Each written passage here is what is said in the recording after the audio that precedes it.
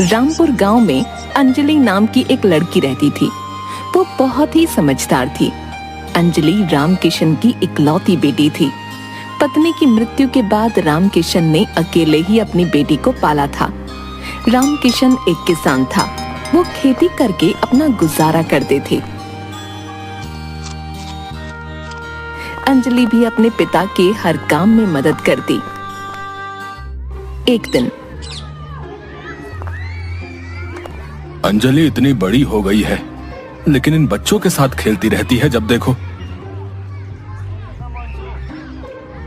पिताजी, अभी तो छोटी सी बच्ची हूँ। जीजी, आप कहाँ से बच्ची हो? आप तो इतनी बड़ी हो। आप कहाँ से बच्ची हो? छुटकी, तू तो चुप ही रह।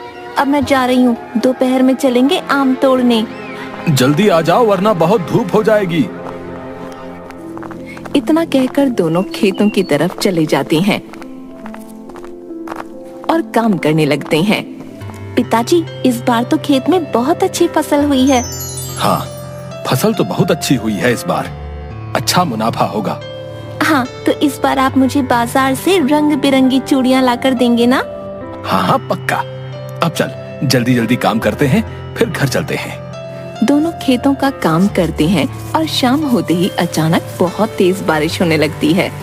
दोनों भागते भागते घर आ जाते हैं। बाबा, ये तो बहुत तेज बारिश हो रही है। हाँ, बारिश तो बहुत तेज है। चल तू खाना बना ले। अंजलि खाना बनाने लगती है। थोड़ी देर में दोनों खाना खाते हैं और सो जाते हैं। लेकिन उसी रात अचानक उस गांव में बाढ़ आ जाती है, जिससे किसानों की सारी फसल बर्बाद हो जाती है। सारे किसान अपनी फसलों को बर्बाद होते देख रह जाते हैं, लेकिन कुछ नहीं कर पाते। अगले दिन, अरे लखन, अब क्या होगा? अब तो हमारी सारी फसल खराब हो गई भैया। खेतन में भी घुटनों तक पानी भरा है। न जाने कब सूखेगा, तब हम खेती कर पाएंगे। भैया, हमारी तो इतनी पूंजी भी नहीं है कि बैठ के खा सके। न जाने क्या होगा भैया। सही कह रहा है, जो राशन है वो भी 1-2 दिन में खत्म हो जाएगा।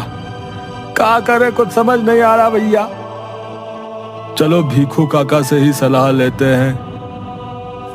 सारे किसान मिलकर भीखू काका के पास जाते हैं। क्या करे भीखू काका, सब खत्म हो गया। हाँ काका, अब कोनो चारा नहीं दिखता। परेशान मत हो, सब ऊपर वाला देख रहा है। अब हमारे पास बस एक ही चारा है कि हम अपनी जमीन गिरवी रख के मुखिया जी से पैसे उधार ले लें और बाद में खेती करके अपनी जमीन छुड़वा लें।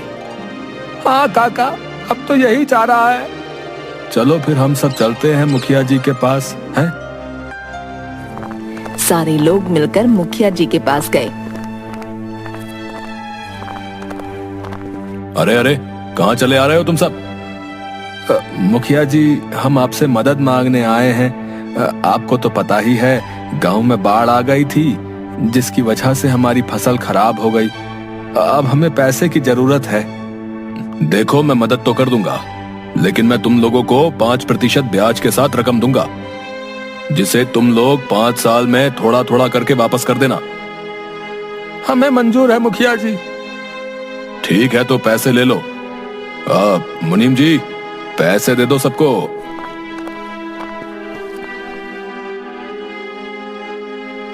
धन्यवाद मुखिया जी। ठीक है, लेकिन ध्यान रखना, अगर रकम नहीं जमा की तो तुम लोगों के खेत मेरे हो जाएंगे। ठीक है मुखिया जी। सभी लोग पैसे लेकर वापस आ गए और थोड़े दिन में खेत सूख गए और सारे लोग वापस खेती करने लगे। हर बार मुखिया जी खुद ही हिसाब करने पहुंच जाते। एक दिन, रामकिशन, रामकिशन। पिताजी तो अभी बाहर गए होंगे, वे आते ही होंगे। आप बैठिए। मुखिया जी बैठ गए। अंजलि ने मुखिया जी को पानी पीने के लिए दिया। मुखिया जी अंजलि को बस देखे जा रहे थे। उसकी अंजलि से नजर हट ही नहीं रही थी। तभी रामकिशन आ गया और आते ही रामकिशन ने उसे पैसे दे दिए। रामकिशन, तुम्हारी बेटी इतनी बड़ी हो गई है, इसकी शादी के लिए कहीं रिश्ता ढूंढा या नहीं? हाँ मालिक, इसके लिए एक अच्छा लड़का खोज रहा हूँ। अच्छा चलो मैं चलता हूँ। इतना कहकर मुखिया जी वहां से चले गए। घर पहुंचकर मुखिया जी अंजलि के बारे में सोचने लगते हैं। उसका सुंदर चेहरा मुखिया जी के दिमाग पर ऐसा बस गया था कि वो उससे अब शादी करना चाहता था। वक्त बीतता गया। रामकिशन ने अपने खेत में फिर से नई फसल की बुआई कर दी। कुछ समय तक तो सब ठीक था, फसल भी पकने को थी। अचानक तेज बारिश शुरू हो गई। बारिश इतनी हुई कि फसल खराब हो गई। ये देख सब किसान बहुत दुखी थे। कुछ दिन बाद मुखिया जी हर बार की तरह अपने पैसे लेने रामकिशन के पास आए। मुखिया जी, इस बार फसल खराब हो गई, मैं आपके पैसे नहीं दे पाऊंगा। अच्छा, तुम्हारे लिए मेरे पास एक प्रस्ताव है। मैं तुम्हारे सारे कर्जे माफ कर सकता हूँ अगर तुम अपनी बेटी की शादी मुझसे कर दो तो। ये कैसे हो सकता है भला? है? मैं अपनी बेटी की शादी आपसे कैसे कर दूं? मुखिया मन ही मन सोचने लगा।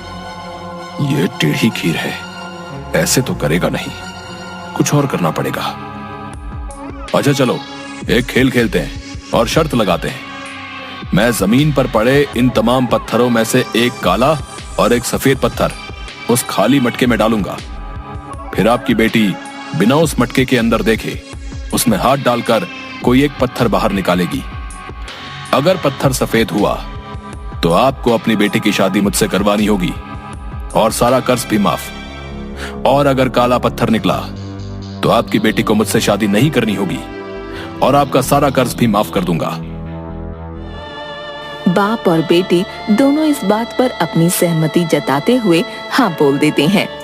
तब मुखिया जी जमीन से 2 पत्थर उठाते हैं और उस मटके में जल्दी से डाल देते हैं। मुखिया जी के मन में छल और कपट होता है, इसलिए मुखिया जी काले और सफेद दोनों रंग के पत्थर उठाने का नाटक करते हैं, लेकिन मटके में सिर्फ सफेद वाले पत्थर ही डालते हैं, बाकी के जमीन में फेंक देते हैं। लेकिन अंजलि ये सब देख लेती है और धैर्य बनाए रखती है। जाओ निकालो पत्थर। अंजलि मुखिया जी के कहने पर मटके से पत्थर निकालने चली जाती है और मटके से एक पत्थर निकालकर वो जैसे ही मुखिया जी को देने जाती है, उसी समय झूठ मूठ का जमीन पर गिर जाती है, जिस वजह से हाथ का पत्थर जमीन में पड़े हुए पत्थरों से मिल जाता है। ये क्या किया? अब कैसे पता चलेगा कि तुमने कौन से रंग का पत्थर निकाला था?